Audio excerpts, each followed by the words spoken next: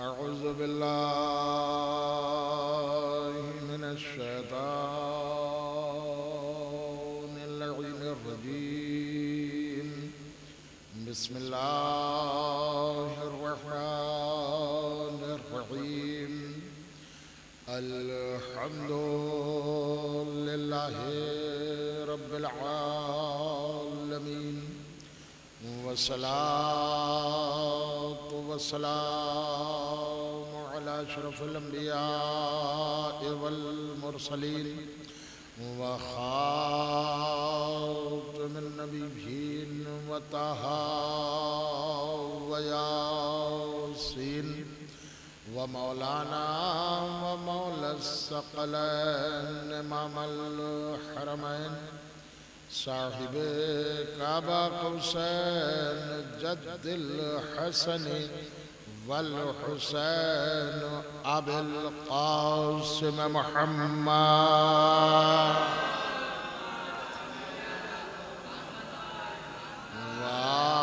وآلہ اہل بیتہ الطیبین الطاہرین المعصومین المظلومین ولعنة الله على أعدائهم ومنكر فضائلهم وغاصبي حقوقهم أجمعين من الآن إلى قيام يوم الدين. أما بعد فقد قال الله سبحانه تبارك وتعالى في كتابه المبين وهو أصدق الصادقين وقوله الحق. بسم الله الرحمن الرحيم. إن الله يأمر بالعدل والإحسان. صلوات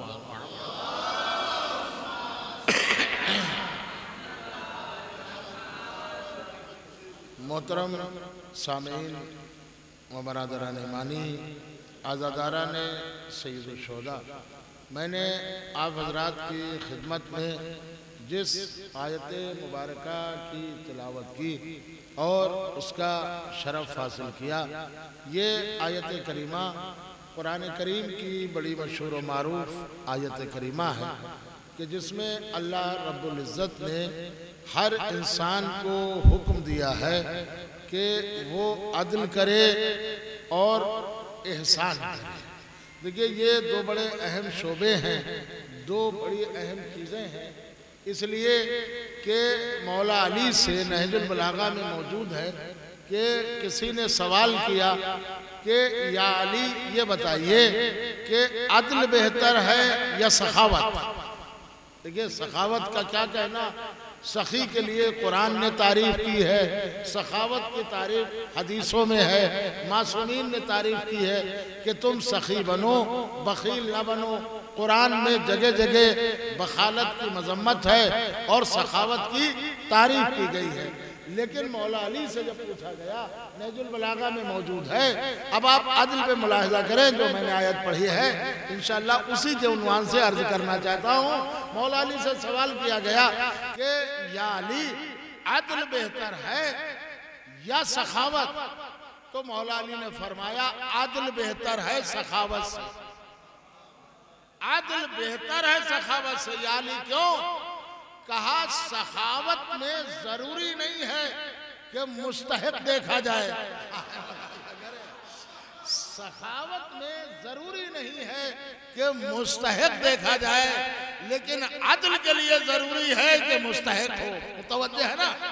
اچھا دیکھیے ہمارے ہاں اسلام میں ہر چیز میں شریعت نے عدل کی قید لگائی ہے. مثلا ایک چھوٹی سی چیز، پیش امام کے لیے جہاں اور شرائط ہیں ان میں یہ بھی ہے کہ اس میں عدالت پائی جائے. متوجہ ہو، پیش امام کے لیے بھی جہاں بڑی شرائط ہیں وہاں ان میں ایک شرط یہ بھی ہے کہ عدالت پائی جائے. تو عدالت کا کام نہیں ہے. آپ کے لیے حکم ہے شریعت کا کہ اپنے گھر میں عدالت کریں, اپنے سماج میں عدالت کریں, اپنے ماحول میں عدالت کریں, اپنی سوسائٹی میں عدالت کریں. اسی لیے معصوم نے فرمایا ظلم کا مقابلہ عدل ہے. متوجہ ہو جائے, ظلم کا مقابلہ عدل ہے. جتنا عدل بڑھتا جائے گا ظلم اتنا گھٹتا جائے گا. جتنے عدالت گھٹتی جائے گی ظلم اتنا بڑھتا جائے گا. آپ جس مہینے میں ہیں, جس کو آپ امام زمانہ کہتے ہیں, ان کا کام کیا ہوگا؟ قذاب یہی تو حدیثوں میں ہے, ظلم و جور سے بھری ہوئی دنیا کو عدل و انصاف سے بھر دیں گے. اس کا مطلب ہے جب عدل بڑھے گا تو ظلم اپنے آپ ختم ہو جائے گا, ظلم سانسیں توڑنے لگے گا. اچھا دیکھیے, کیا یہ ظلم نہیں ہے کہ توجہ رکھیے گا, ہمارے ہاں شریعت میں بڑی گنجائش ہے. صاحب کیا گنجائش ہے؟ نکاح کے مسئلے میں معصوم سے پوچھا گیا, فرزند رسول طلاق کا حق اللہ نے مرد کو کیوں دیا؟ امام نے فرمایا عدالت کی بنا پر. مولا کیوں؟ کہا کہ حق نکاح, انتخاب کا حق اللہ نے عورت کو دیا. بھئی آپ دیکھئے, ایسا تو ہوا یا کبھی سنا ہے کہ عالم دین نے پہلے لڑکے سے اجازت لی ہو اور پھر گیا ہو؟ پہلے اس کی اجازت نہیں ہے, پہلے لڑکی کی اجازت ضرور. انتخاب کا حق بیٹی کو ہے, لڑکی کو ہے, اور لڑکے کا حق بعد میں ہے. تو انتخاب میں حق لڑکی کو دیا گیا, طلاق میں حق لڑکے کو دیا گیا. کیوں؟ اس لیے کہ شریعت جانتی ہے عورت کے جذبات آگے ہوتے ہیں, عورت کے جذبات آگے ہوتے ہیں, عقل پیچھے ہوتی ہے. عورت کے جذبات آگے ہوتے ہیں, عقل پیچھے ہوتی ہے, اور مرد کے عقل آگے ہوتی ہے. توجہ رکھیے گا, مرد کے عقل آگے ہوتی ہے, جذبات پیچھے ہوتے ہیں. ارے یہ بغض کے جذبات ہی تو تھے جو جنگ جمل تک آ گئے.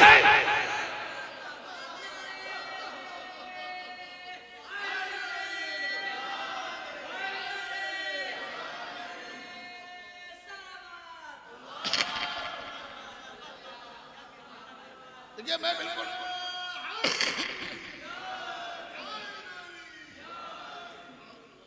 آپ توجہ دیں, عورت کے جذبات آگے ہوتے ہیں. توجہ رکھیے گا, عورت کے جذبات آگے ہوتے ہیں, عقل پیچھے ہوتی ہے. مرد کے عقل آگے ہوتی ہے, جذبات پیچھے ہوتے ہیں. لہذا شریعت یہ چاہتی ہے طلاق میں جذبات سے کام نہ لیا جائے. متوجہ ہو جائے, شریعت یہ چاہتی ہے کہ طلاق میں جذبات سے کام نہ لیا جائے, عقل سے کام لیا جائے. لہذا اللہ نے انتخاب کا حق مردوں کو دیا. اچھا مسلمانوں کی کتابیں میں نے بھی تو ایک پڑھی ہے. ایک بات میں آپ سے پوچھ رہا ہوں کہ یہ 3 بار طلاق طلاق طلاق کہنے سے اگر واقعاً طلاق ہو جاتی ہے تو پھر 3 بار نکاح نکاح کہنے سے نکاح بھی ہو جائے. آپ دیکھیں, صلوات پڑھیں محمد آل محمد. ایک اور بآواز بلند صلوات پڑھیں محمد آل محمد. بالکل سامنے کی چیز ہے, اگر کہنے ہی سے 3 بار طلاق طلاق کہنے سے طلاق ہو جائے تو پھر 3 بار نکاح نکاح نکاح کہنے سے نکاح بھی ہو جانا چاہیے. اچھا دیکھیے, یہ چاہے نکاح میں ہو اور چاہے طلاق میں ہو, ان کے 3 نہیں چھٹیں گے. متوجہ ہو جائے. اب آپ چاہے جیسے سنیے اور چاہے جس طرح سنیے, ان کے یہاں 3 کو بیس قرار دیا. میں پھر چلتا ہوں یہیں پہ آگے. اللہ نے جب آدم کا پیکر بنایا, فرشتوں نے سجدہ کیا. ابلیس نے کہا میں سجدہ نہیں کروں گا. اب اب آپ پڑھ لیجئے، ابلیس کیا اللہ کو اللہ نہیں مانتا تھا؟ بھئی میں قرآن کی بات کر رہا ہوں۔ اس نے کہا اللہ تجھے میں رب مانتا ہوں، تجھے معبود مانتا ہوں، تجھے خدا مانتا ہوں، تجھے پروردگار مانتا ہوں، تجھے لائق عبادت مانتا ہوں، مگر اس آدم کو نہیں مانوں گا، اس خلیفہ کو نہیں مانوں گا جسے تو نے بنایا ہے۔ معلوم ہے ایک ابلیس وہ بھی ہے جو اللہ کے بنائے ہوئے کو نہ مانے، ایک ابلیس وہ بھی ہے جو اللہ کے بنائے ہوئے کو نہ مانے۔ اس کا مطلب آپ سمجھے، جو اللہ کے بنائے ہوئے کو نہ مانے وہ ابلیس ہی ہوتا ہے۔ اچھا اب یہ پتہ کیسے چلے اللہ کا بنایا ہوا کون ہے اور بندوں کا بنایا ہوا کون ہے؟ تو میں 2 منٹ میں آپ کی خدمت میں عرض کیے دے رہا ہوں، بات آگے بڑھا رہا ہوں۔ تاریخ پڑھ لیجئے، خلیفہ اول کا خطبہ۔ دیکھیں سب ریکارڈنگ جب ہو جاتی تو کہیں جاتی نہیں، دیکھیں مجلس کے ہماری ریکارڈنگ ہو رہی ہے، آواز جا رہی ہے۔ آپ ہم اس طرح ہاتھ بھی اٹھاتے ہیں تب بھی وہ ریکارڈنگ ہر چیز۔ تو ظاہر سی بات ہے کہ اب آپ کو پتہ چلنا چاہیے کہ اللہ کا بنایا ہوا کون ہے اور بندوں کا بنایا ہوا کون ہے، دونوں میں لے لیجئے مجھے۔ کہا صاحب کیسے؟ کہا خلیفہ اول نے جب خلافت ملنے کے بعد خطبہ دیا تو یہ خطبے کے جملے ہیں تمام صحابہ سے مسجد چھلک رہی، تمام صحابہ، اور انہوں نے ہاتھ جوڑ کر کہا کہ اے صحابہ کرام، اے مسلمانوں، اے مومنوں۔ اب تک یہ میں نے مومنوں کا بھی لفظ استعمال کیا ہے، کسی نے ہمارے اور آپ کے چھٹے امام حضرت امام جعفر صادق علیہ السلام سے سوال کیا، فرزند رسول کیا جو قرآن نے کہا ہے یا ایھا الذین آمنوا مومنوں، اے ایمان لانے والوں، تو کیا مومنوں میں منافق بھی شامل ہے؟ امام نے کہا ہاں شامل ہے۔ فرزند رسول مومنوں میں جو اللہ نے کہا یا ایھا الذین آمنوا، اے ایمان لانے والوں، اس میں منافق بھی شامل ہے؟ کہا فرزند رسول یہ کیسے؟ کہا جیسے اللہ نے کہا میرے ملائکہ، تو جیسے ملائکہ میں ابلیس شامل ہے، ملائکہ میں ابلیس شامل ہے کہ نہیں؟ یہ کہیں سے الگ آرڈر نہیں ہے، کیونکہ ملائکہ نور سے بنے ہیں اور ابلیس آگ سے بنا ہے۔ یہ اللہ نے نہیں کہا کہ ابلیس تو بھی سجدہ کر، نہیں، میرے ملائکہ سجدہ کرو۔ تو جیسے ملائکہ میں ابلیس شامل تھا ویسے ہی مومنوں میں منافق بھی شامل ہے۔ تو اللہ نے کہا یہی تو قرآن کا میسج ہے، جیسے میں نے ملائکہ کہا اس میں ایک منافق تھا جس کو میں نے بنایا، اس نے انکار کیا، اب وہ کھل کر سامنے ابلیس بن کر آیا، ویسے ہی علی کو غدیر میں مولا بنایا گیا۔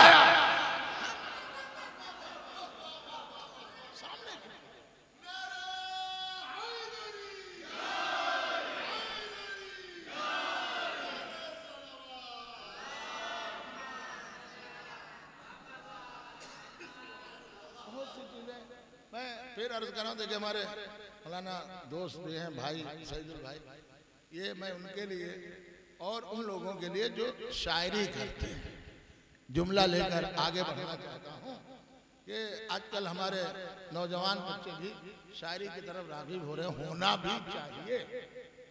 یہ شاعری بھی اہل بیت کی بہت بڑی منقبت کی بات ہے، بہت بڑی تعریف کی بات ہے، یہ شاعری معمولی بات نہیں ہے۔ اچھا جیسا موقع محل ہوتا ہے ویسے ہی بیان ہوتا ہے۔ ایک صاحب نے مجھ سے کہا کہ مولانا اتنے آپ اگر فضائل و تبرہ پڑھتے ہیں تو آپ غلام حسین کے پل پہ پڑھ دیجئے مجلس۔ یہ کہا تو میں نے کہا میں پڑھ دوں گا، آپ بابری مسجد میں نماز پڑھ دیجئے۔ صلوات پڑھیں محمد علیہ محمد۔ تو عزیزوں آپ غور کریے گا، جو شاعری ہوتی ہے تو شاعر ظاہر سی بات ہے اس کا ایک ہنر یہ ہوتا ہے کہ ہم اچھے سے اچھا شعر کہیں، اہل بیت کے شعر، اور جب شعر اچھا ہو جاتا ہے تو اس کے دل کو سکون مل جاتا ہے۔ دیکھئے یہ بھی عجیب بات ہے، اس کے دل کو سکون مل جاتا ہے۔ شاعری جانتے ہیں آپ، 100 سال پہلے شاعر تھے جنہوں نے کہا گزر گئے اور جب شعر پڑھا جاتا ہے تو ان کو ثواب ملتا ہے، دیکھیں متوجہ ہے، ان کو ثواب ملتا ہے۔ مگر میں عرض کروں کہ ہمارے ہاں جو آپ پڑھتے ہیں محفلوں میں یا اور جگہ، تو کوئی بھی آیا غیر اس نے کہا صاحب صرف ایک مطلع ہے اور 2 3 4 اشعار ہیں۔ اچھا ایک مطلع 2 3 شعر یا اشعار، اب مطلع پڑھا شعر پڑھے، اب آ جائیے گا نہیں، آخر میں کہتا ہوں مقطع ملاحظہ کریں، مقطع کے بغیر آئے گا نہیں، مقطع سے پتہ چلتا ہے یہ تمہارا ہے یا دوسرے کا ہے، توجہ رکھیے گا۔ آخر میں شاعر کا مقطع ہوتا ہے، مگر پہلے کیا ہوتا ہے؟ مطلع ہوتا ہے۔ میں پوچھنا چاہتا ہوں یہ مطلع کیا ہے اور یہ مقطع کیا ہے؟ شعر کو چھوڑیے، ان کا صاحب مطلع اسے کہتے ہیں جو سب سے پہلا شعر ہو، پھر میں لفظوں کو بدل کر کہہ رہا ہوں، مطلع اسے کہتے ہیں جو سب سے آگے ہو، اور مقطع اسے کہتے ہیں جو سب سے پیچھے ہو۔ دیکھیں توجہ رکھیے گا، مطلع وہ شعر جو سامنے ہو، سب سے آگے ہو، اور جیسا مطلع ہوگا ویسے ہی آپ کے اشعار بھی ہونا چاہیے، اشعار سے اچھا مطلع ہونا چاہیے۔ اس لیے اگر مطلع فیل ہو گیا تو شعر اٹھانا مشکل ہو جائے گے، متوجہ ہو جائے، سارا مسئلہ مطلع کا ہے، تو مطلع سب سے آگے توجہ، اور مقطع سب سے پیچھے۔ ہر شاعر کہتا ہے بس ایک مطلع ہے اور 2 3 شعر ہے۔ اچھا اس کے بعد صاحب مقطع ملاحظہ کرے تو مطلع سب سے آگے، مقطع سب سے پیچھے۔ اب آپ سمجھے نہ سمجھے ہو تو میں سمجھا دوں، اللہ نے بزم نبی میں بھائی پوری توجہ یہ بھی سوچئے مطلع کسے بنایا، مقطع کسے بنایا؟ مطلع جو سب سے آگے ہو، نبی نے ہر جنگ میں صحابہ کو، دیکھیں میں لفظ بدل کر کہہ رہا ہوں، صحابہ کو مطلع بنایا، تم جاؤ تم جاؤ تم جاؤ۔ جب سارے مطلع فیل ہو جاتے تھے تو جو مقطع جنگ علی تھے، توجہ، جب سارے مطلع، توجہ، جب سارے مطلع فیل ہو جاتے تھے تو مقطع جنگ کو آگے کیا جاتا تھا، چاہے بدر دیکھ لے، چاہے احد دیکھ لے، چاہے خیبر دیکھ لے۔ خیبر میں تو 39 مطلع فیل ہوئے، میں یوں نہیں کہہ رہا ہوں، خیبر میں تو اتنے مطلع فیل ہوئے، اور جب مطلع فیل ہو جاتے تھے تب کہا جاتا تھا مقطع کو اب بڑھایا جائے، اب تو مطلع فیل ہو گئے، اشعار میں کوئی دم نہیں ہے، محفل تو رونق ہونا چاہیے، لہذا مقطع ہی پورا کام کر دیتا تھا۔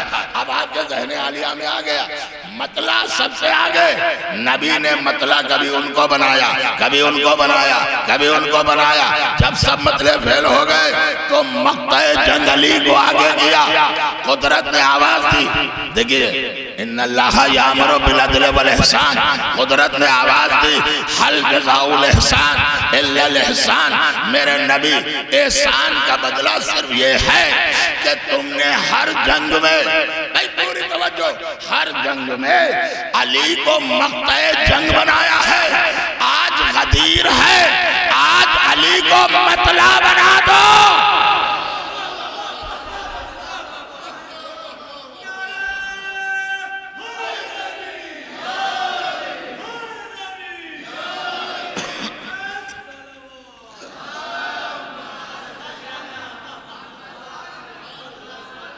اب سوچئے یہ کائنات کا پہلا ہے جہاں مقطع بھی لاجواب، مطلع بھی بے مثال، ملاحظہ کریں، اب چاہے جیسے آپ نظر کریں، مطلع علی غدیر میں بنے ہیں، پوری طرح توجہ رکھیے گا۔ تو میں آپ کے خدمت میں عرض کر رہا تھا کہ دیکھئے اسلام کو سمجھنے کی ضرورت ہے۔ انہوں نے جو خطبہ دیا تو خطبے میں یہی کہا تھی کہ اللہ کا بنایا ہوا، بندوں کا بنایا ہوا، یہیں پہ بات ہو رہی تھی اور یہیں تک مجھے لانا تھا، بات آگے بڑھا رہا ہوں۔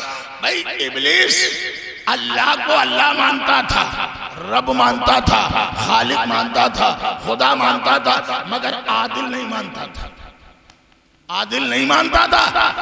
میاں اگر عادل ہی مانتا تو سجدہ آدم کا انکار ہی کیوں کرتا؟ تو ابلیس اللہ کو رب مانتا تھا، واحد خدا مانتا تھا، لا شریک خدا مانتا تھا، مگر اللہ کو عادل نہیں مانتا تھا۔ اور یہ بھی ابلیس کہہ رہا تھا یہ اللہ تیرا بنایا ہوا ہے مگر میں نہیں مانوں گا۔ یہ ابلیس نہیں کہہ رہا تھا کہ یہ بندوں کا بنایا ہوا۔ بھئی پوری توجہ، اس کا مطلب ابلیس اللہ کے بندے، اللہ کے بنائے ہوئے کو یہ تو مان رہا تھا کہ یہ تیرا بنایا ہوا، مگر وہ اپنی وجہ سے کہہ رہا تھا میں بڑا ہوں، میں نہیں مانوں گا۔ ابلیس قیامت کو بھی مان رہا تھا، اگر نہ مانتا تو وقت معلوم کی مہلت کیوں ملتی؟ بھائی پوری توجہ، اب آپ سمجھئے ابلیس کے اصول کتنے تھے؟ 3۔ بھائی پوری طرح توجہ، آج چاہے جیسے سنے چاہے جس طرح سنے، ہم آج مسلمانوں کو دعوت دیتے ہیں مسلمان اپنے اصول لے کر آئیں، ہم اپنے اصول دین لے کر آئیں۔ آج بھی مسلمانوں کے اصول دین 3 ہیں۔ اول توحید، عدل نہیں ہے، نبوت ہے، امامت نہیں ہے، اور تیسرے قیامت۔ اول توحید، دوسرے نبوت، تیسرے قیامت۔ ہمارے یہاں بھئی اصول دین 5 ہیں، اول توحید، دوسرے عدل، تیسرے نبوت، چوتھے امامت، 5ویں قیامت۔ تو جو ابلیس کے 3 تھے آج مسلمانوں کا بھی 3 ہے۔ جو ابلیس کے 3 تھے آج مسلمانوں کے بھی 3 ہے۔ اب آپ یہ سمجھے اما یہ 3 اور 5 کا تو 1400 سال پہلے یہ تینوں ایک باواز بلند صلوات پڑھیں محمد علیہ وسلم۔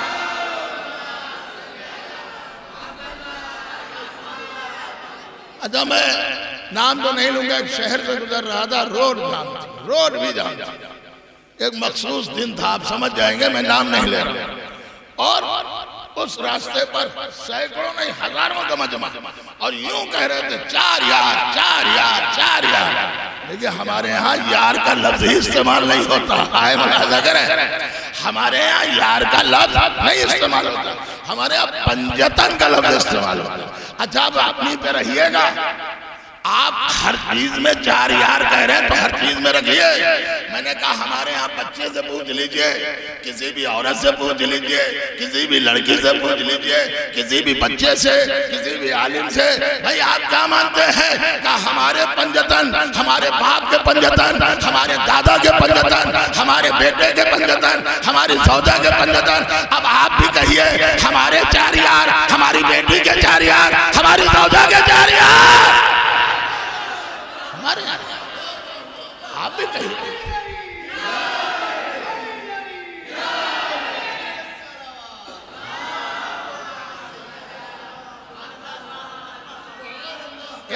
بآواز بلند صلوات پڑھیں محمد۔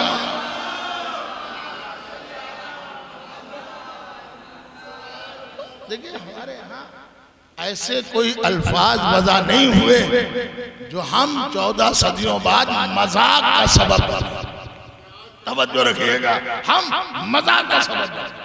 تو اللہ نے جو سب سے پہلے اللہ کے عدل پر انکار کیا وہ ابلیس تھا۔ دیکھئے یہ یاد رکھیے گا، قرآن نے بھی کہا ہے جتنا آپ عدل کرتے جائیں گے ظلم اپنے آپ گھٹتا چلا جائے گا، اور عدل جتنا سمٹے گا ظلم اتنا بڑھے گا۔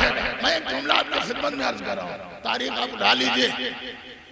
جارج جرداق کرسچن عیسائی اپنی قوم، اس نے لبنان کا رہنے والا، اس نے مولا علی پر ایک کتاب لکھی ہے ندائے عدالت انسانی،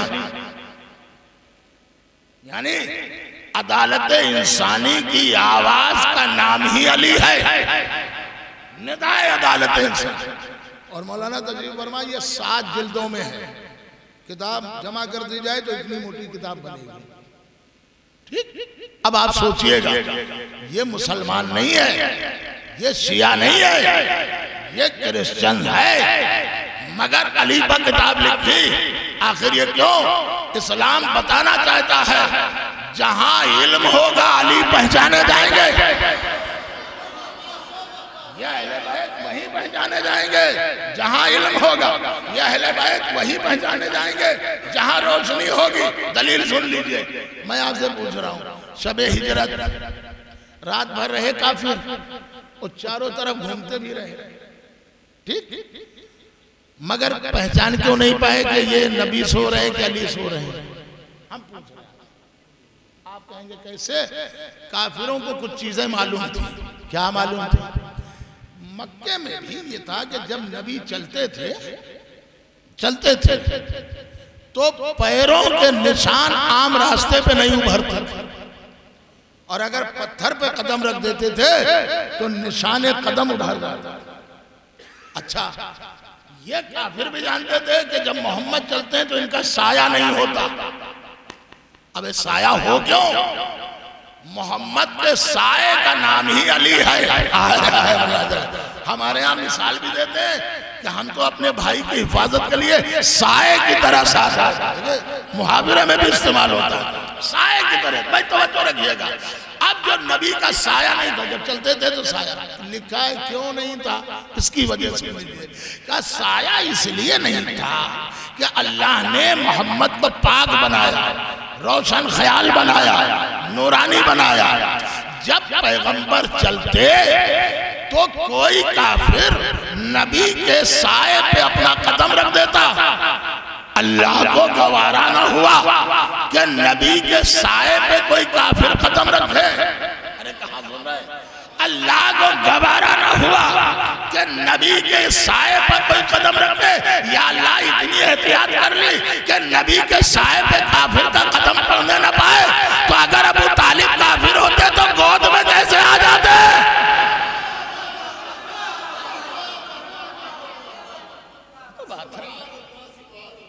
اسی لیے کسی شاعر نے بھی کہا ہے کہ دین محمدی کے نگہبان ہی تو تھے اللہ کے۔ بھائی شورا کی خدمت میں تو نظر کر رہا ہوں، وہ تو سنے، دین محمدی کے نگہبان ہی تو تھے اللہ کے، نبی پر مہربان ہی تو تھے۔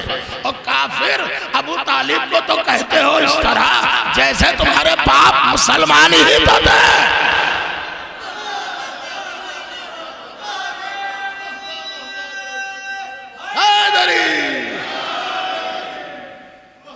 ایک آواز بلند صلوات پڑھیں محمد آل محمد۔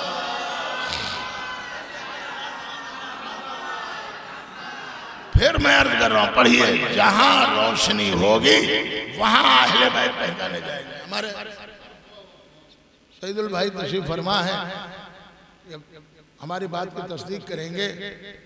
علم کے کئی نام ہیں، کہیں علم کا نام نور ہے، کہیں علم کا نام روشنی ہے، ویسے ہی جہالت کے بھی بہت سے نام ہیں۔ جہالت کا نام کہیں گمنامی ہے، کہیں اندھیرا ہے۔ متوجہ رکھیں، متوجہ ہوں، جہالت کا نام اندھیرا ہے۔ تو جو میں عرض کر رہا تھا کہ کافر چاروں طرف گھوم رہے ہیں، وہ پہچان کیسے نہیں پائے؟ اور آپ جتنے دنوں سے سنتے ہیں مجھے اب بتا دیجئے گا، آپ کو حق ہے یہیں پہ کھڑے ہو کے کہہ دیجئے گا، میں مان لوں گا، میں دعویٰ نہیں کر رہا ہوں لیکن ہے دعویٰ۔ وہ کیا ہے؟ ہر جنگ میں ہر جگہ پہلے دوسروں کو بھیجا ہے، ہر موقع پر علی کو بعد میں بھیجا۔ کیوں؟ تاکہ یہ نہ کہہ سکے ارے سرکار نے ہمیں بھیجے نہیں ورنہ فتح تو ہم بھی کر لیتے۔ خیبر کون سا بڑا مسئلہ، عمرو ابن عبدوت کون سا مسئلہ، پہلے بھیجا کہ اب آپ کہہ نہ سکے، وہ تو اپنے بھائی کو بھیج دیتے ہیں۔ ہر جگہ دوسروں کو بھیجا بعد میں۔ شب ہجرت اگر کسی سے کہا ہو تو بتائیے، یہ تاریخ دیکھ لیجئے۔ اچھا آپ سیرت النبی کے بڑے جلسے کرتے ہیں تو مجھے یہ بتا دیجئے سیرت کے معنی کیا؟ کہا صاحب نبی کھانا کیسے کھاتے تھے ہم ویسے کھائیں، یہ نبی کی سیرت پہ عمل ہوگا۔ نبی پانی کیسے پیتے تھے ہم ویسے پانی پیے، یہ نبی کی سیرت پہ عمل ہوگا۔ نبی چلتے کیسے تھے ہم ویسے چلیں، یہ نبی کی سیرت پہ عمل ہوگا۔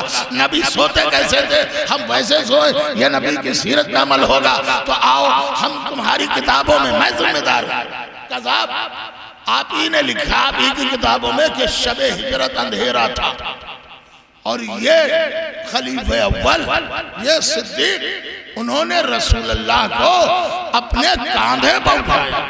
اب آپ سوچ لیجئے جیسے کسی بچے کو سوچ کاندھے پر اٹھایا یعنی خلیفہ اول نہیں چاہتے تھے کہ یہ پیدل چلے رات کے اندھیرے میں کاندھے پر اٹھایا. یہ بھی آپ نے لکھا اور یہ بھی آپ کی کتابوں میں ہے کہ غدیر میں نبی نے علی کو اپنے ہاتھوں پر اٹھایا.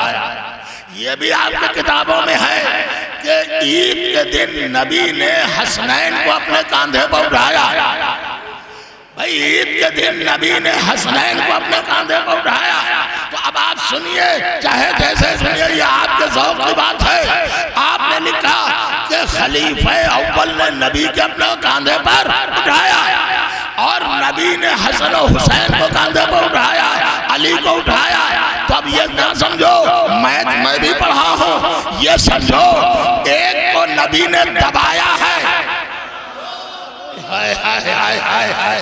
ایک کو نبی نے دبایا ہے ایک کو نبی نے اٹھایا ہے.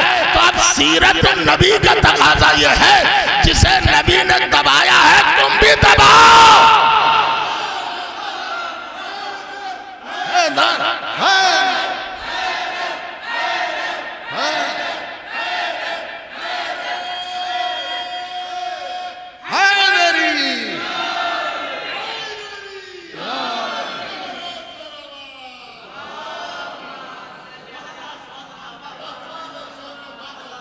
بھئی سیرت کا تقاضا تو یہی ہے جسے نبی نے دبایا ہے تم بھی دباؤ اور جسے نبی نے اٹھایا ہے تم بھی اٹھاؤ.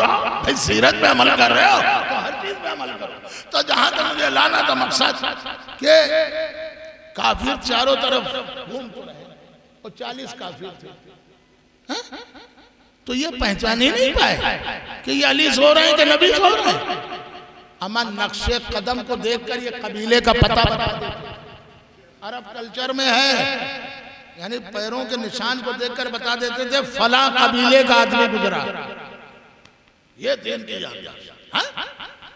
عرب میں کل یہ کتاب دیکھ رہا تھا کہ زیادہ تر باتیں ان کے حافظے میں ہوتی تھی کتابوں میں نہیں. اس وقت کتابیں لکھنا بہت مشکل کام تھا.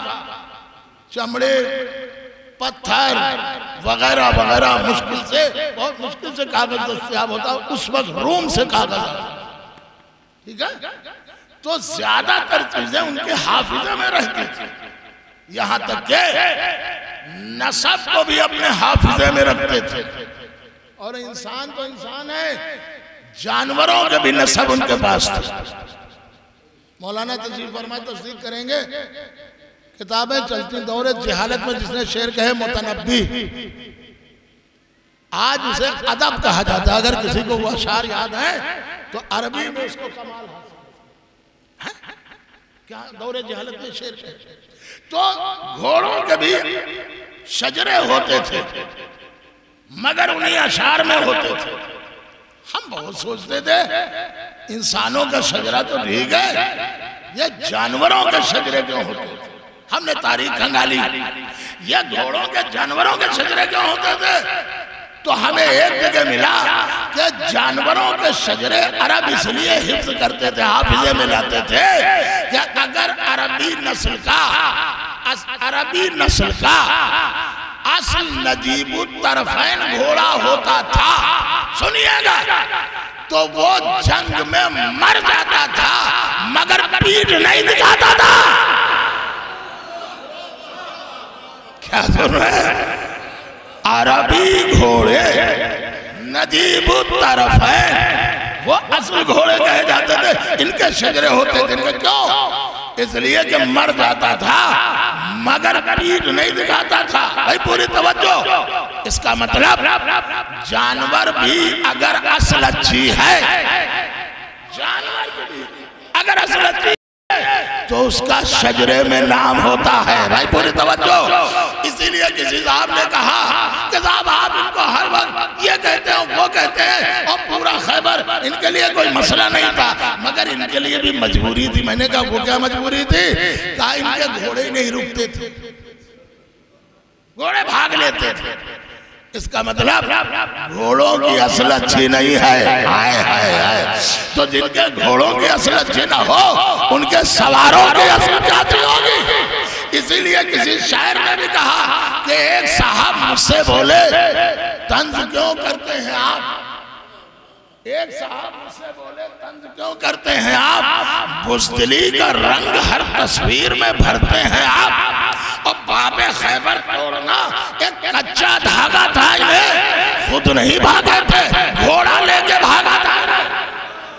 باب خیبر توڑنا ایک کچا دھاگا تھا، انہیں خود نہیں بھاگے تھے، گھوڑا لے کے بھاگا تھا انہیں۔ میں نے ان سے یہ کہا ہاں ٹھیک کہتے ہیں جناب، پھر میری ایک بات کا دے دیجئے مجھ کو جواب، اور تھام سکتا تھا نہ جو ایک اسب بے ہنگام کو، کیا سنبھالے گا نظام امت اسلام کا۔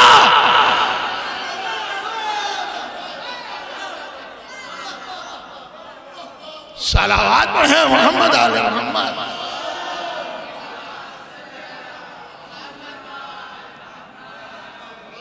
ہمارے لیے میں آج وہیں پر آیا، یہ کافر بوڑھے تجربے کار جہاں دیدہ یہ پہچان ہی نہیں پائے کہ محمد سو رہے ہیں یا علی سو رہے ہیں۔ کیوں؟ ان کا وجہ لکھی، کیا لکھی ہے؟ پہلی ام المومنین کی وجہ، ان کا پیغمبر جب سوتے تھے چادر اوڑھ کر پیغمبر جب سوتے تھے تو میں سلائی کرنے بیٹھتی تھی۔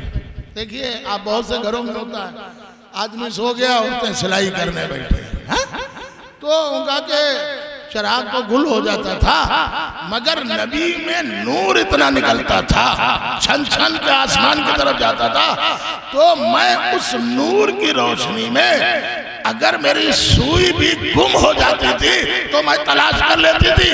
اما عجیب بات ہے آپ کی، ارے نبی کے نور کی روشنی میں سوئی تلاش کر لی، اسلام آج تک نہ تلاش کر پائے۔ تو اس کا مطلب اتنا نبی میں نور تھا، تو مکے والے وہیں تو رہتے تھے، وہ جانتے تھے اگر محمد کسی اور کو سلائیں گے تو ہم پہچان لیں گے۔ بھئی خالی وہ گھر کے باہر پہرا دے رہے، وہ خالی نور کو دیکھ رہے ہیں، اور نور کو دیکھ کے سمجھ گئے کہ نبی ہے۔ اب تو سمجھو نبی و علی کا نور بھی ایک ہے۔ دیکھیں عجیب بات ہے، ایک ہے۔ تو میں عرض کر رہا تھا کہ یہ پہچان کیوں نہیں پائے؟ عذاب 3 وجہ لکھی، بات یہیں پہ تھی۔ کیا 3 وجہ؟ وہ کہا صاحب ایک تو رات کا اندھیرا تھا، پہچان ہی نہیں، ٹھیک ہے یہ کتابوں میں ہے وہی عرض کر۔ اچھا دوسرے دیوار کا پردہ تھا، تیسرے چادر کا پردہ تھا، رات بھر پہرا دیتے رہے، رات کا اندھیرا، دیوار کا پردہ، چادر اوڑھے ہوئے چادر کا پردہ، اور جب صبح ہوئی اندھیرا ختم ہوا، کفار گھر میں داخل ہوئے، توجہ رکھیے گا، 2 اندھیرے ختم ہوئے اور علی نے چادر الٹ دی۔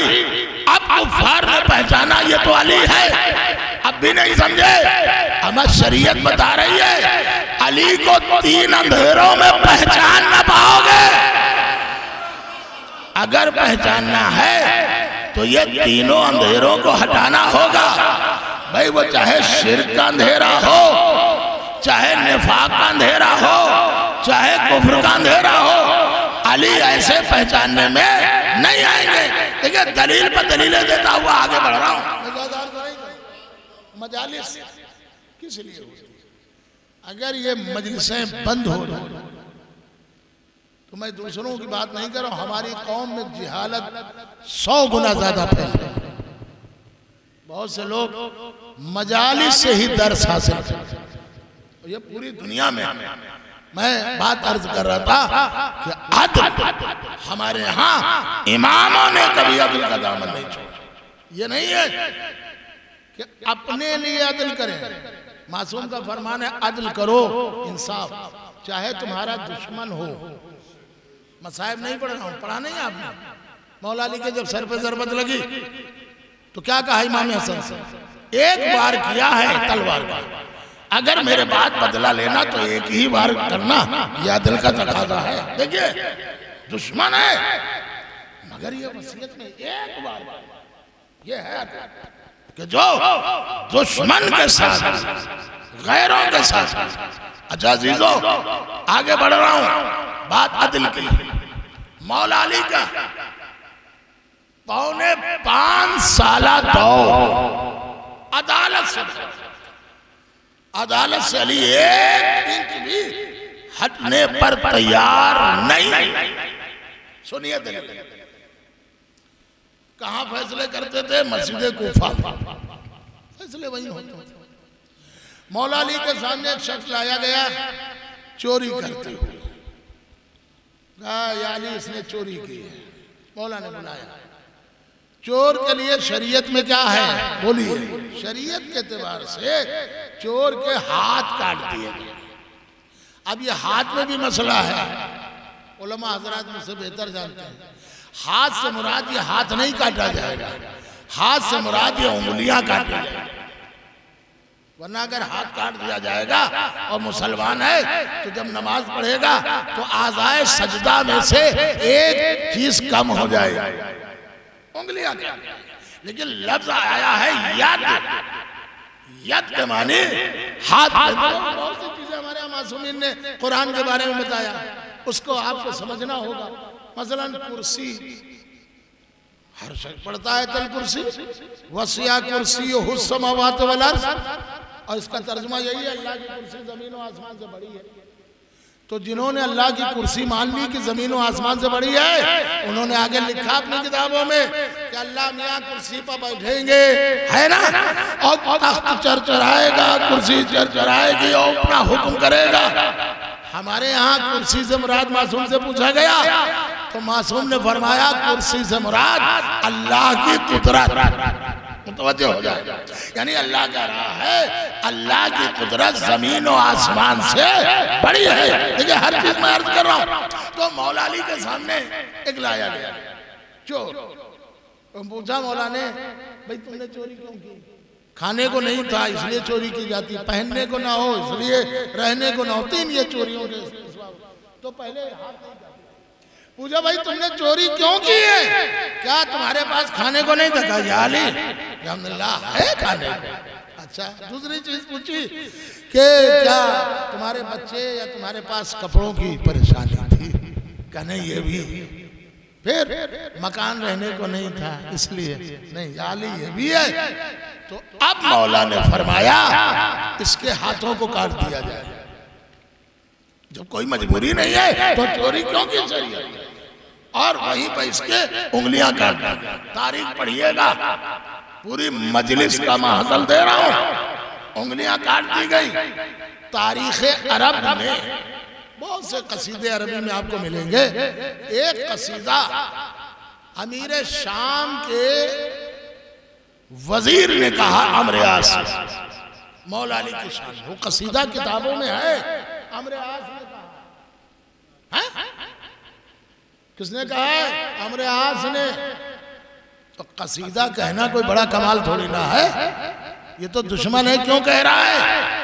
اب یہ تو آپ کو سمجھنا ہوگا بھئی علی کی تعریف کرنا کمال نہیں ہے، علی کے دشمنوں کی مذمت کرنا یہ کمال ہے۔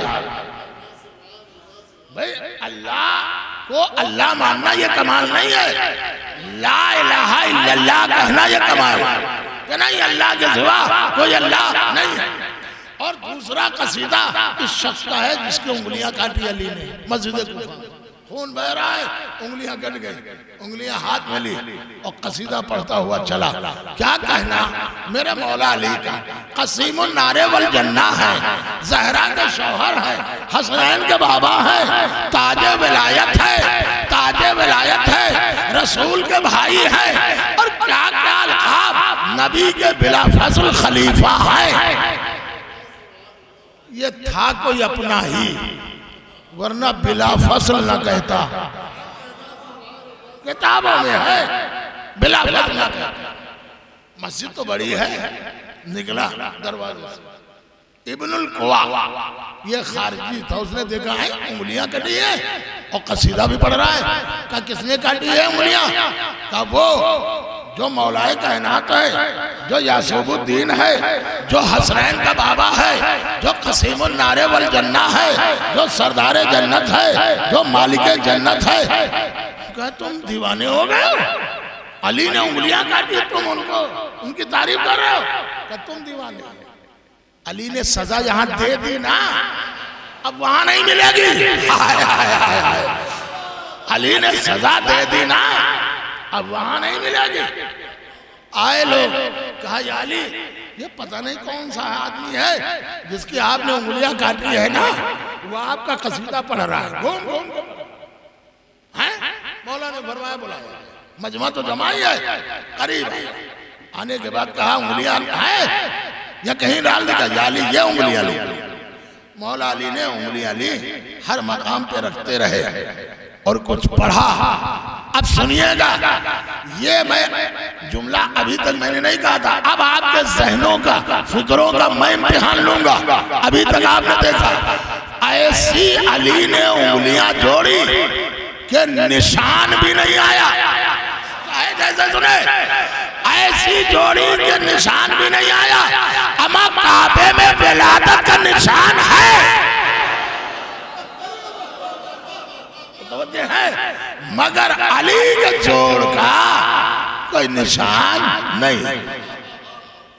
جاؤ جاؤ چل۔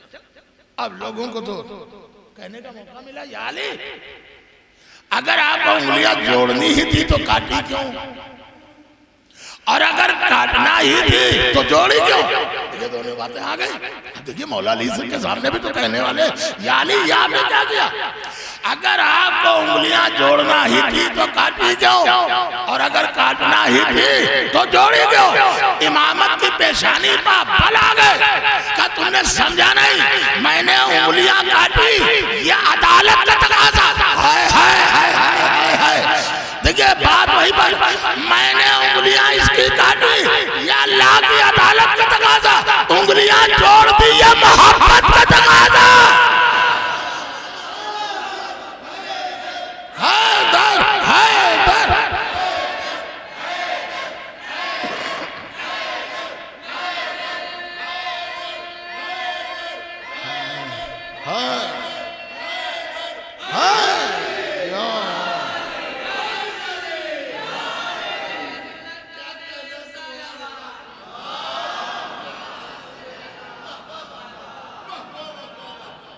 دیکھیے یہ ہے عدالت، یہ ہے عدالت، عدل بہت ضروری ہے، اور عدالت سے بستیاں آباد ہوتی ہیں، عدالت سے بستیاں آباد ہوتی ہیں۔ میں نے عرض کیا کہ ہر ایک کو چاہیے کہ ہم عدالت کے راستے پر ہیں، اور یہ بہت اہم کام ہے، مگر مشکل کام نہیں ہے، دشوار گزار کام نہیں ہے۔ بس عزیزو یہاں تک مجھے آپ کی خدمت میں عرض کرنا تھا، بس آپ سمجھ لیجئے یہ عدل، میں مصائب نہیں پڑھ رہا ہوں، بھی 5 منٹ کم سے کم، اور فضائل اس کے بعد۔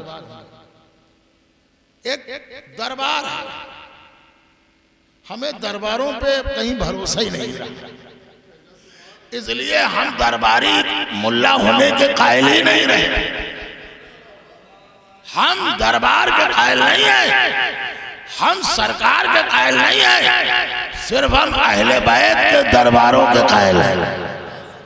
یہاں دشمن پہ بھی ناانصافی نہیں۔ اچھا آج سنیے گا، چاہے جیسے سنیے، فتح مکہ یاد ہے نا، امیر شام، ابو سفیان، بنی امیہ، یہ وہ سب جتنے تھے، فتح مکہ میں سب پھنسے۔ اب آگے نبی مکہ میں، اب وہ کلمہ پڑھ رہے ہیں مگر اتر ہی نہیں رہا ہے کتاب۔ ابو سفیان نے کہا باس میں کلمہ پڑھ رہا ہوں، لا الہ الا اللہ کا نام یہاں اندر جا ہی نہیں رہا، جیسے غدیر میں کہہ رہے تھے بخ بخ بخ، ایسا لگ رہا تھا جیسے انہیں الٹی ہو رہی ہے، متوجہ ہو رہا ہے۔ ولایت علی نے ہضم ہی نہیں ہو رہی تو ان کا کلمہ پڑھ لو، نہیں آج خیریت نہیں ہے، پڑھ لو۔ کیسے؟ پہلے نبی نے فرمایا سب کو لایا گیا، آئے سب کے ہاتھ باندھ دیے گئے، باندھے ہاتھ، نبی سامنے، تم نے ہمیں بہت ستایا ہے، تم نے ہمیں ہمارا وطن چھڑایا ہے، تم نے ہم کو 3 سال شیب ابی طالب میں رہنے پر مجبور کیا، ہمارے گھر کے بزرگوں نے بڑی مصیبت اٹھائی، اب بتاؤ ہاتھ بندھے ہوئے نا، اب کہاں جاؤ گے، کیا کیا جائے؟ کہ سرکار ہم سب آپ کے غلام ہیں اور ہم چاہتے ہیں کہ آپ رحمت للعالمین ہیں، غلاموں سے اچھا برتا ہو۔ نبی نے فرمایا چھوڑ دو انہیں، یہ ہمارے غلام ہیں، یہ سب غلام ہیں، انہیں آزاد کر دیا جائے، یہ سب غلام ہیں، انہیں آزاد کر دیا جائے۔ کون تھا؟ امیر شام، اس کا باپ ابو سفیان، توجہ رکھیے گا، یہ سب ہمارے غلام ہیں، انہیں آزاد کر دیا جائے۔ سمجھئے، اب میں دربار دکھا رہا ہوں، شہزادی زینب نے جو دربار یزید میں خطبہ دیا تو تاریخ کہتے ہیں خطبے میں کیا جملہ فرمایا؟ فرمایا یبنت طلقہ، آپ یبنت طلقہ، آپ من العدل یبنت طلقہ، آئے ہمارے آزاد کردہ غلاموں کی اولاد ہے، ہمارے آزاد کردہ غلاموں کی اولاد ہے، ہمارے آزاد کردہ غلاموں کی اولاد ہے۔ کیا یہی عدل ہے؟ عدل کیا یہی عدل ہے؟ آؤ من العدل یبنت طلقہ، اے ہمارے آزاد کردہ غلاموں کی اولاد ہے، کیا یہی عدل ہے کہ اپنی عورتوں کو پردے میں بٹھایا اور نبی کی بیٹیوں کو دربار میں؟ عزیزو بس میں پڑھ چکا، رات کا عالم ہے، اور بہرحال جو آپ کا وطن ہے اس سے کربلا تھوڑی دور تو ہے ہی ہے، اور ٹھنڈک بھی ہے، اس میں بھی کوئی شک نہیں، لیکن پھر بھی حسین پر رونے والے آ گئے، شہزادی پر رونے والیاں آ گئی۔ عزیزو کچھ چیزیں ہیں کہ امام زمانہ نے بیان کیا ہے، وہ لوگ ہم پوری طور سے بیان نہیں کر سکے۔ کتابوں میں لکھا ہے ایک بہت بڑے آیت اللہ نے امام سے ملاقات کی تو امام نے فرمایا، امام زمانہ نے، کہ اے آیت اللہ میرے شیعوں سے کہہ دو، میرے چاہنے والوں سے کہہ دو کہ جہاں تک ہو سکے میرے گھر کی عورتوں کا نام مجمع میں نہ لیا کرے۔ آپ سمجھیں، میرے جہاں تک ہو سکے میرے گھر کی عورتوں کا نام مجمع میں نہ لیا کرے۔ کیوں؟ مولا نے کہا کہہ دو جب مجمع میں میرے گھر کی عورتوں کا نام لیا جاتا ہے تو میں بے چین ہو جاتا ہوں، میں رونے لگتا ہوں۔ جہاں تک ہو سکے کہہ دو کہ جہاں پر بہت ضروری نام لینا ہو وہاں پر لینا، اور ورنہ میرے گھر کی عورتوں کے نام جہاں تک ہو سکے نہ لیا کرے، میں بے چین ہو جاتا ہوں۔ خاص طور سے بازاروں میں نام نہ لیا جائے، ایسی جگہوں پہ نام نہ لیا جائے جہاں غیر ہو۔ میں کہوں گا امام زمانہ، ارے غیروں کے سامنے نام لیا جائے تو آپ برداشت نہیں کر پاتے۔ ہائے کوفہ و شام کا بازار، علی کی بیٹیاں اور شمر کا تعارف، یہ علی کی بیٹی زینب، یہ ام کلثوم، جزاکم رب۔ اللہ آپ کو کسی غم میں نہ رلائے۔ بلند آواز سے رو رہے ہیں، یہی رونے کا حق ہے۔ بلند آواز سے رو رہے ہیں، یہی رونے کا حق ہے۔ عزیزوں، میں نے کتابوں میں پڑھا ہے کہ 12 اماموں میں ایک امام کی ولادت پر سب سے زیادہ گھر میں رونا پیٹا۔ آپ جانتے ہیں کون؟ وہ مولا حسین کی ولادت۔ پڑھیے مفاتیح الجنان، پڑھیے، اس میں بھی آپ کو ملے گا کتابوں میں کہ جیسے ہی حسین کی ولادت ہوئی، پیغمبر آئے تو ادھر نبی رو رہے ہیں، ادھر علی رو رہے ہیں، ادھر زہرا رو رہی ہے۔ کیا ہوا؟ کہ جبریل نے کہا ہے یہ بچہ 3 دن کا بھوکا پیاسا۔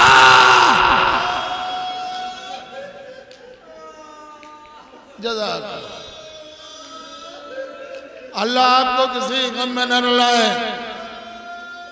مال مجلس گریا ہی ہے،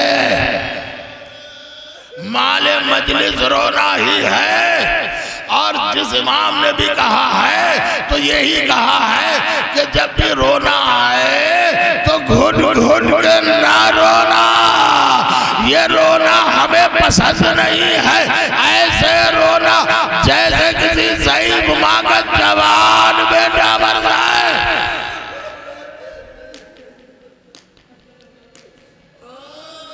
گھٹ گھٹ کے کون روتا تھا؟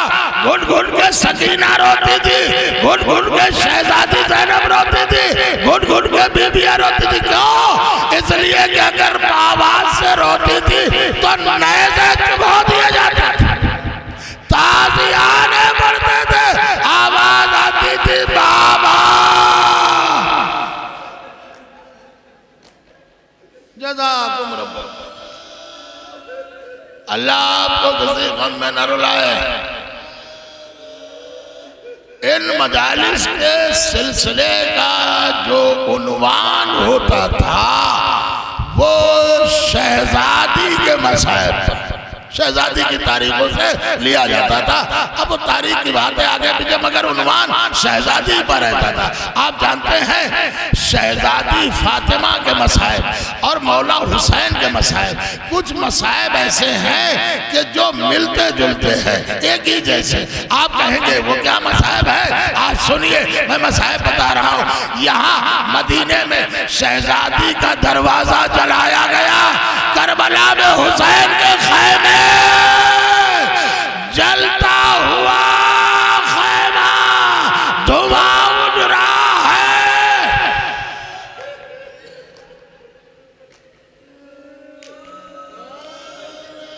اللہ آپ کو کسی غم میں نہ رلائے، سوائے غم مظلوم کربلا کے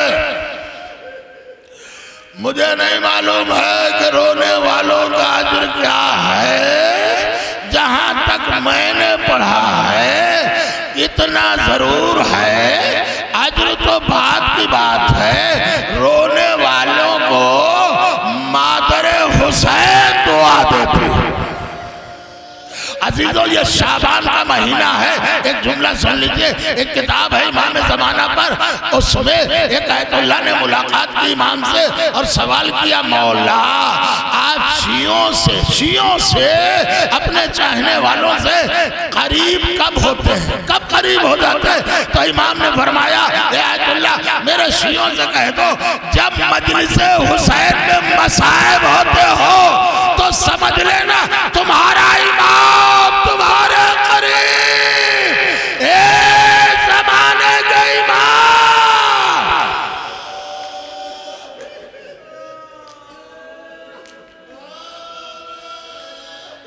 آپ جانتے ہیں شہزادی نے بھی جب دروازہ گرا جہاں اوروں کو یاد کیا وہاں یہ بھی کہا ارے کہاں ہے میرا مہدی؟ حسین نے بھی شب عاشور جب اصحاب کو بتایا تو کہا گھبرانا نہیں، جب میرا مہدی آئے گا جزاکم ربکم۔ دیکھئے مسائل مل رہے ہیں نا، شہزادی کا دروازہ جلایا گیا، حسین کے خیمے جلائے گئے، اور آپ سنیں گے کیا مسائل ملتے جلتے ہیں۔ اگر مدینے میں شہزادی فاطمہ کا محسن شہید ہو گیا تو کربلا میں 6 مہینے کالی اصغار تیر حرملہ رباب کا جگر۔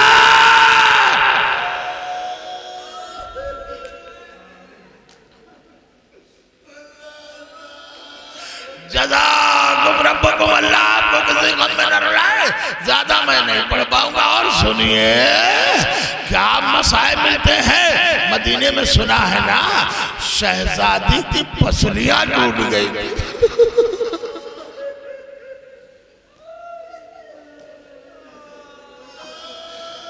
پسلیاں، میں زیادہ نہیں عرض کروں گا۔ آپ سوچیں علی سے کیوں کہا غسل دینے کے لیے؟ شریعت میں ہے، مولانا بھی تشریف فرمائے، میری آواز نکالیے، شریعت میں ہے کہ مرد مردوں کو غسل دیں، عورتیں عورتوں کو غسل دیں۔ اگر کوئی عورت نہ ہو غسل دینے کے لیے تو بر بنائے مجبوری شوہر اپنی زوجہ کو غسل دے سکتا ہے، یہ مجبوری کی بات ہے۔ علی کے گھر میں کون سی مجبوری تھی؟ جناب فضہ غسل دینے کے لیے موجود تھی، اسماء غسل دینے کے لیے موجود تھی، ام ایمن غسل دینے کے لیے موجود تھی، اسماء بنت امیس غسل دینے کے لیے موجود تھی۔ یہ علی سے شہزادی نے وصیت کیوں کی؟ 2 راز ہیں، 2 راز میں ایک پڑھ رہا ہوں۔ کیوں وصیت کی شہزادی نے؟ پتا تو جب چلا جب غسل دیتے وقت علی کا ہاتھ پسلیوں پایا، تاریخ کہتی ہے کیا جملہ کہا؟ واہ غربتا واہ مصیبتا واہ محمدہ واہ فاطمہ۔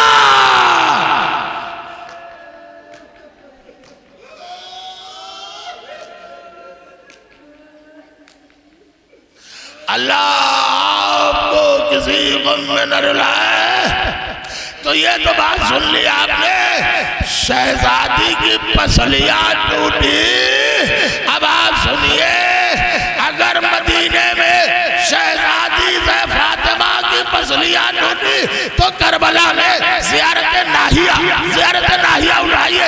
امام زمانہ نے سلام کیا، کہتے میرا سلام ہو اس میرے جد حسین پر جس کی دائیں طرف کی پسلیاں بائیں طرف آ گئی، بائیں طرف کی پسلیاں۔ ہائے گھوڑوں کا دوڑنا، لاجے کی پامالی۔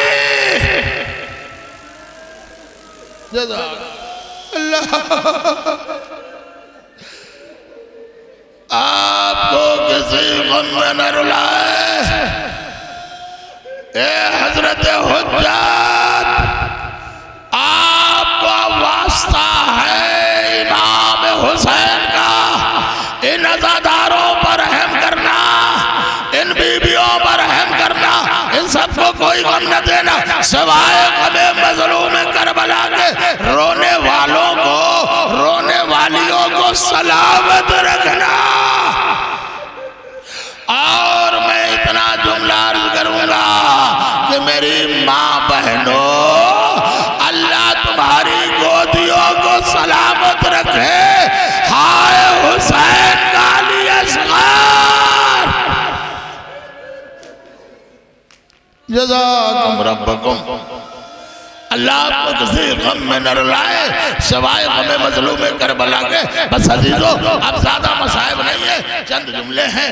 میں کتاب پڑھ رہا تھا، میں نے کتاب میں پڑھا کہ یہ تو ہم سب پڑھتے ہیں کہ حسنین ماں کے لاش پر رو رہے تھے، مگر علی نے کہا میرے لال اگر بلند آواز سے رو گے آواز دور تک جائے گی تو لوگ جاگ جائیں گے اور فاطمہ کے تدفین میں شامل ہو جائیں گے، لہذا رونا مگر آہستہ آہستہ۔ کتابوں میں لکھا ہے حسنین آستینوں میں منہ ڈال ڈال کے رو رہے تھے، اماں میں کہوں گا مولا، ارے رو تو رہے تھے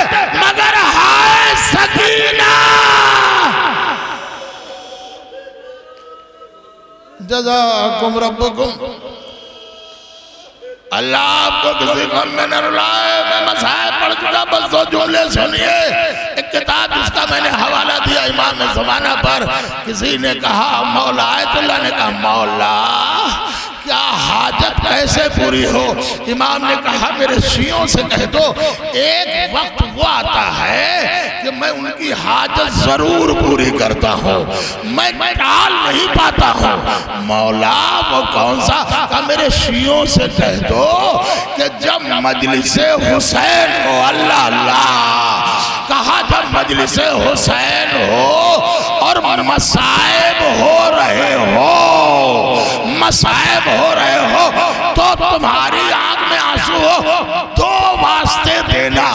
ان واسطوں کو میں فراموش نہیں کر پاتا، تمہاری دعا ضرور قبول کروں گا اگر قبول کرنے کے لائق ہے. مگر جب مجلس حسین میں آنکھوں میں آنسو ہو، دل رو رہا ہو، دو واسطے کون ہے مولا؟ کہ میرے شیعوں سے کہہ دینا ایک میری جدہ زہرا، ایک ابا، ہائے ابا. جزاکم ربکم اللہ آپ کو کسی غم میں نہ رلائے سوائے غم مظلوم کربلا کے. بس آخری چیز اور عرض کر رہا ہوں، دیکھئے مصائب میں کیا کیا چیزیں شہزادی اور حسین میں ملتی ہے. آپ کہیں گے کیسے؟ ایک تو یہ ہے شہزادی کا جنازہ رات میں اٹھا، شہزادی کا جنازہ رات کے اندھیرے میں اٹھا، مگر ہاں حسین کا جنازہ تیروں نے اٹھایا، حسین کا جنازہ تیروں نے اٹھایا. یہی کتابوں میں ملتا ہے حسین کے جسم پر تیر اتنے تھے کہ حسین زمین پر نہیں آ پا رہے تھے، بس شمر آگے بڑھا اور اپنے گھٹنوں کو سینہ حسین پر رکھتا ہے. اللہ سینہ حسین پر رکھتا ہے. امام زمانہ نے زیارت ناہیہ میں سلام کیا کہ میرا سلام ہو اس میرے جد حسین پر جس کے سینے پر شمر لعین سوار تھا. جیسے ہی گھٹنوں کو رکھا ادھر کے تیر ادھر، حسین تڑپنے لگے اماں. جزاکم ربکم اللہ آپ کو کسی غم میں نہ رلائے. بس عزیزو آخری جملہ، ارے اسی پر ظالموں نے تو بس آخری میں سمجھتا ہوں 20 سیکنڈ سے زیادہ یا 2 منٹ سے زیادہ مصائب نہیں ہوں گے، لیکن ہاں آپ روتے ہوئے اٹھیں گے. آپ کے عشق جاری ہے، آپ کو شہزادی بدلہ دیں گی، آپ کو شہزادی اجر دیں گی. مادر حسین نے وعدہ کیا ہے، مادر حسین نے وعدہ کیا ہے. عزیزوں سنیں گے، میں نے کتابوں میں پڑھا ہے کہ ایک عرب میں کلچر تھا کیا کہ جسے ذلیل کرنا ہوتا تھا حد سے زیادہ، مرنے کے بعد اس کی لاش پر گھوڑے دوڑا دیتے تھے. بس سنیے گا، ختم کر رہا ہوں. یہ عرب برداشت نہیں کر پاتے تھے اگر قبیلے کا ایک آدمی بھی زندہ ہے بس پسر ساتھ کہتا ہے حسین کو معاذ اللہ اور ذلیل کرو، ابھی ان کا لاشا پامال کرو، میں یزید سے انعام دلواؤں گا. حسین کے لاشے کو کون پامال کرے گا؟ گھوڑے کون دوڑائے گا؟ 10 ظالم تیار ہوئے، 10 ملعون تیار ہوئے، گھوڑوں کی نال بندی ہو گئی، لاشے لائے جانے لگے. حبیب کا لاشا آیا، کوفے والے بگڑ گئے. زہیر کا لاشا آیا، قبیلے والے بگڑ گئے. حر کا لاشا آیا، رسالہ بگڑ گیا. ایک ایک کر کے لاشے ہٹا لیے گئے کیونکہ عرب میں یہ ذلت تھی کہ مرنے کے بعد لاش پر گھوڑے دوڑے. مگر جب حسین کا لاشا آیا کوئی بچانے والا نہیں. آپ سوچئے 1900 زخم تھے، حسین کا لاشا 10 گھوڑے ان پر سوار، اب ادھر کے گھوڑے ادھر. زینب فریاد، اے نانا، اے اماں، ارے بھائی